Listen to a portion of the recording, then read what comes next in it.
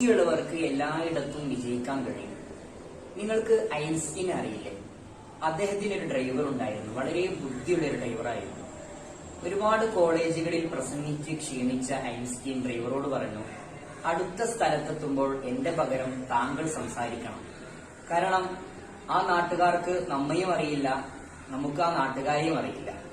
അങ്ങനെ ഡ്രൈവർ സമ്മതിക്കുകയാണ്.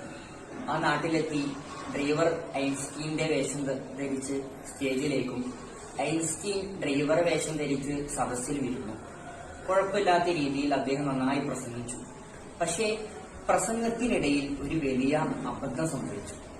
എന്തെന്ന് വെച്ചാൽ സദസ്സിലുള്ള വളരെ പ്രഗത്ഭനായ ഒരു പ്രൊഫസർ എഴുന്നേറ്റ് നിന്ന് വളരെ പ്രഗത്ഭമായ ഒരു ചോദ്യം ചോദിക്കാനിടയായി.